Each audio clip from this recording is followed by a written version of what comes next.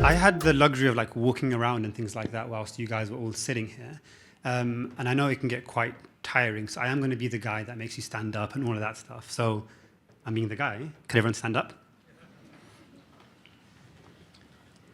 And, do the thing, stretch, all of that stuff. Get comfortable, actually wake up. And then whenever you're ready, just grab a seat. You're welcome.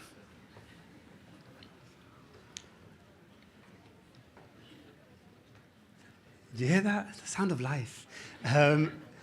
Okay, so the vision for LiveLink is to essentially replace video editing the way that it is today. So having like 1,000 unedited clips and at the click of a button, turning it into like a wedding video or a TV or a movie show.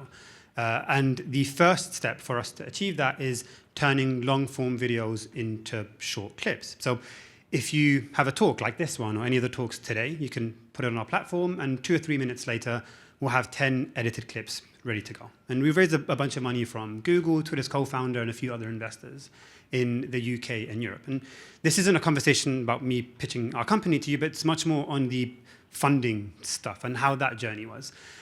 There's only really 2 things I think that I want to get across to you guys today. One is speak to a bunch of investors at the same time, and then the other is to build a good network. That's like the summary of the talk, nothing new. Everything else now is around those 2 themes.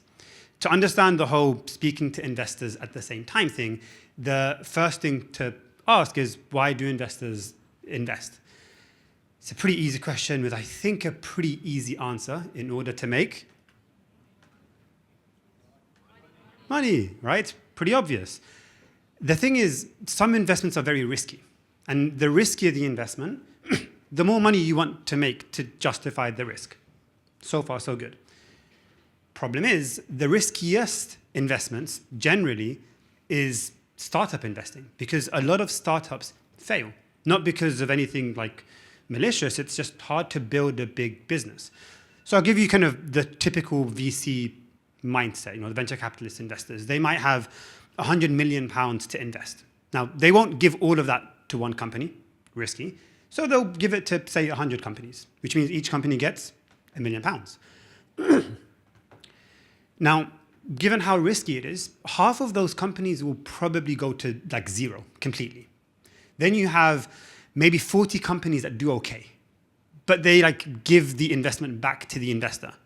You can kind of see where this is going, right? The first 90 investments, they're like minus £10 million. So the way the whole VC thing works is your top like 1, 2, 3 companies have to do so good that it makes up for everything else and then some. Because you can't just do as good as like the stock market or as good as saving in the bank. You have to do better because it's risky. This is the mindset you should think about when it comes to these conversations with investors.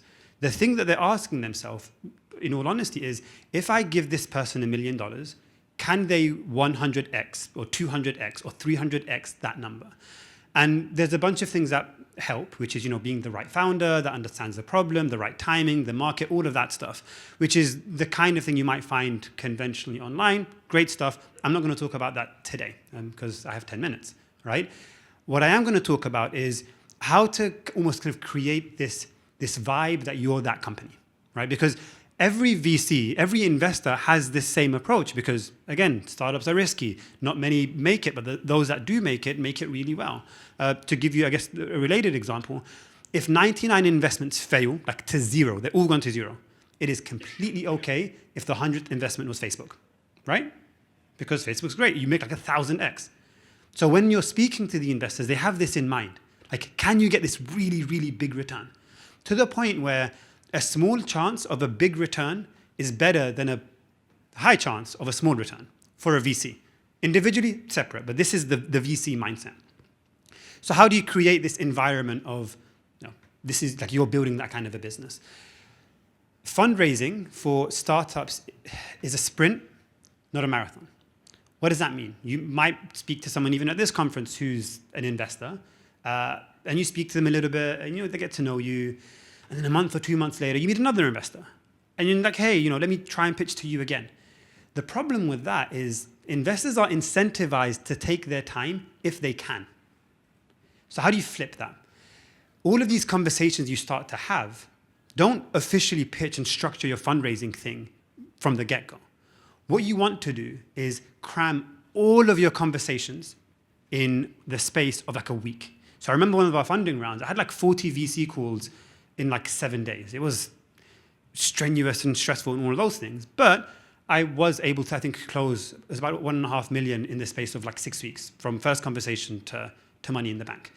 Now, you're probably sitting there thinking, okay, great advice, speak to 100 investors. I know like one person with some money doesn't help, right? So then the next kind of 5 minutes is going to be focused on how do you get this network? So cram all these conversations together. Let's find these conversations. Where do you get them? And it's based on this theme that I've come to realize more and more, which is everyone is helpful. Like most people, some are kind of useless, but for the most part, most people are helpful. And it's interesting that Arthur mentioned how far back we met. It's a funny story about how we got some of our investment. So I think I met her when she was working at one of those coding bootcamp companies, so turn you into an engineer in like 3 months. And then she introduced me to Shazad, the founder of Muz, the Muslim marriage, not dating app, as I've been corrected. And we, as we do, went to Nando's, got some chicken. It was great. And then he had some event at his offices. And there's a point to this very random story, which I went to, and I got some of my co-founders to go as well. At that event, we met an investor who ended up investing a few $100,000 within a week of us meeting them there, right? And then they followed on a second time round and invested a few $100,000 extra, I think a year or so later. It's like this friendship with Arthur is worth $500,000, so I owe you one, right? Now you do. Now, I obviously didn't know that that would lead to that, which would lead to that, right? But the theme of everybody being helpful is really key, because you don't actually know who knows who. The key thing is meet interesting people, and interesting people tend to know other interesting people. But what's important is not just to meet them, and this is like the final point to drive home. People aren't just helpful, they're also very easy to forget, right? And it's not because people are mean, it's just hard. The number of people that you speak to are having spoken to them 6 months ago and you forgot their name and you can't quite figure out where you met them. So this is the game plan. Like, this is what you need to do. Any event, any speaker you find interesting, any person you meet outside here, grab their Instagram, their WhatsApp, their number, their LinkedIn, whatever mode of communication matters.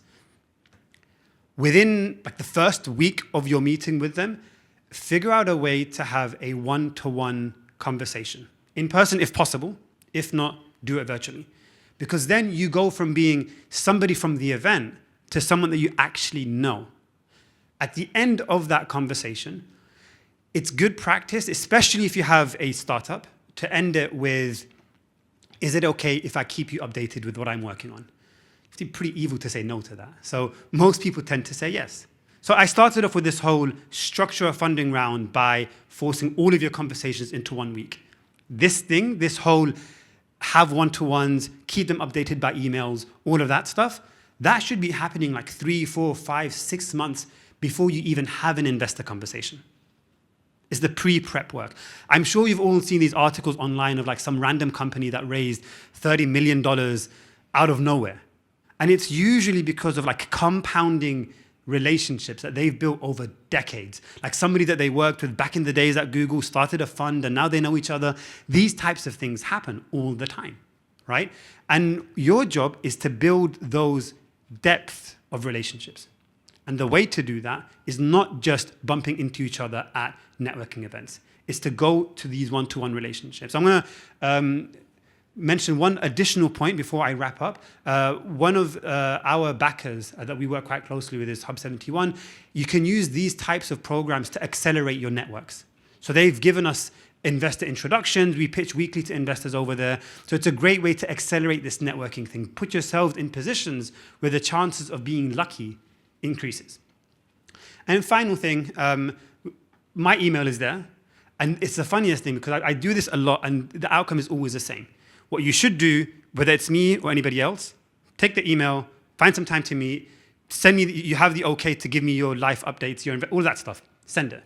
Just do the same thing with other people. And the QR code takes you to live link. So if anybody wants to try out the website, I think we have a discount code, which is MTF 2024, to try it out for free for a month as well. Big line, top line summary. Have all your investor conversations together in a week, if possible. 6 months before you need to do that, meet people as much as you possibly can and update them. The end.